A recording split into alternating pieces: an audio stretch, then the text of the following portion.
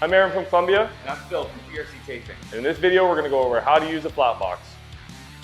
On the flat boxes, you have a dial.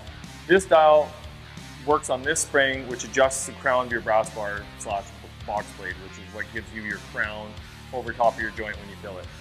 You have a 0 setting, 1, 2, 3, 4, and 5.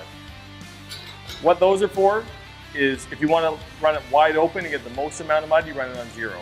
If you're doing a fill coat, you want to say do 1 or 2. If you're doing a finish coat, you want to do a 3, 4, or 5. It's all up to your preference what you want the finish coat to look like. So I would suggest on a 7, 8, 10 box, you'd run maybe say a 2. And on a, say a 12 or a 14, you'd run maybe a 4.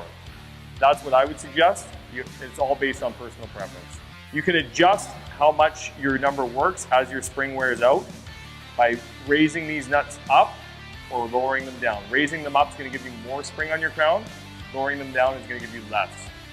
When running the flat boxes, you need to use a flat box handle.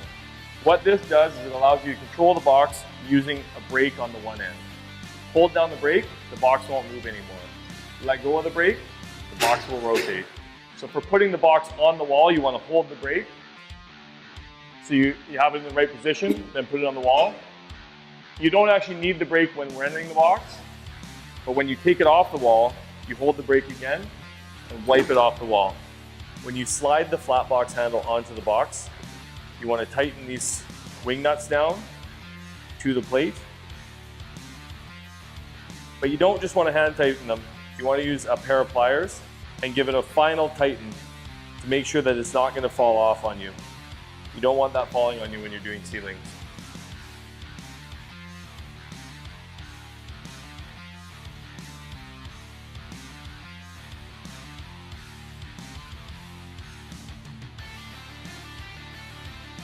So using the brake, lock your box in, put it centered to the joint tape, then you release the brake.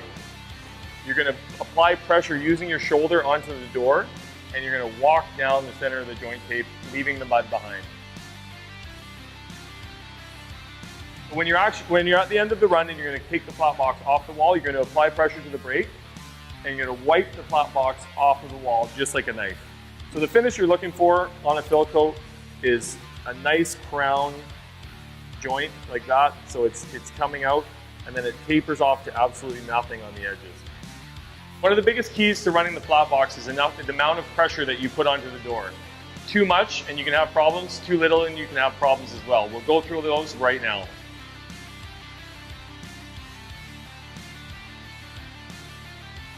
You see how that mud dropped out of the side there? If you're pushing too hard on the box, you're going to get actual edges left behind, like right here, and you'll get mud dripping down to the side. That can also happen if your mud's too thin. If you don't press hard enough on the box, you're going to get starvation here. So you can see you're not getting that nice, smooth finish. It's only finishing at the bottom, it's not finishing at the top.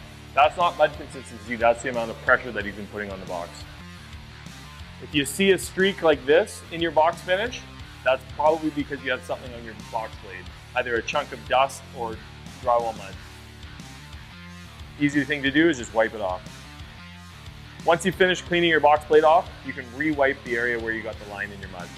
Sometimes you'll run into issues like this, where the bevel is really hollow, and people refer to these as Christmas trees. And all you have to do is clean those off with a knife at the end. When finishing a flat joint, you're not going to be able to finish it in one pass. You're going to have to go close to the end, then you're going to have to turn around, come back, and chase it.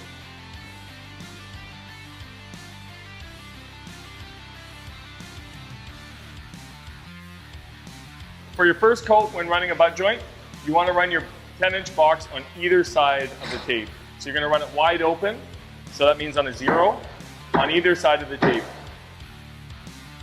When running a butt joint, you want to switch your dial from the 3 that you had it on for horizontal to 0.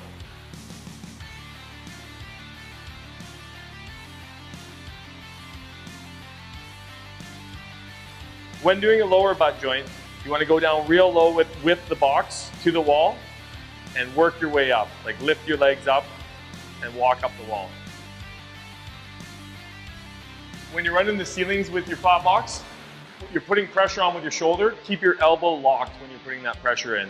You don't want to have it bent because you won't get the power from your shoulder into the door.